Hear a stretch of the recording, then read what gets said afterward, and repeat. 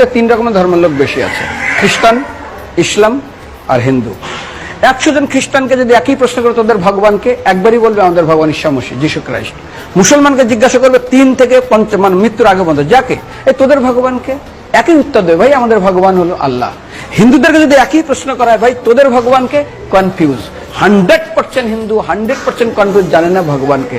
দ্বিতীয়ত, যদি তুই মুসলমানকে জিজ্ঞাসা হয় তোরা মসজিদে কেন যাচ্ছিস, ওদের শিখানো হয় মসজিদে যেতে হবে নামাজ আদায় করার জন্য। সপ্তাহে ওরা 100% একদিন মসজিদে যাবেই। তুমি যদি খ্রিস্টানদের জিজ্ঞাসা করো তোমরা কেন কোথায় যাবে, কোথায় যাও না, আমাদেরকে একদিন তারা চার্চে যাবে। কেন? ঈশ্বরে প্রার্থনা করার জন্য। ওদের শিখানো হয় জন্মের থেকে, এটা সংস্কার। আর হিন্দুদের যদি জিজ্ঞাসা করে তোমরা মন্দিরে কেন যাচ্ছ, হ্যাঁ আমার ছেলের বিয়ে হচ্ছে না, আমার মেয়ের বাচ্চা হচ্ছে না, আমার বাবা হসপিটালে আছে, কালকের আমার মামলার ডেট আছে, আমার ব্যবসা খুব খারাপ, আমার শরীর খুব খারাপ। 99.99 হিন্দু জানে না মন্দিরে কেন আসা উচিত, তাদের ভগবানকে মৃত্যুর পরে কোথায় যাবে। মুসলমানকে জিজ্ঞাসা করবে মৃত্যুর পর কোথায় যাবে, বলবে ভাই নামাজ রোজা যদি না করি দোজকে যাব, অর্থাৎ নরকে যাব। যদি হিন্দুদেরকে জিজ্ঞাসা, ওদেরকে বলবে আর যদি করো নামাজ রোজা করি তাহলে বেহেশতে স্বর্গে যাব।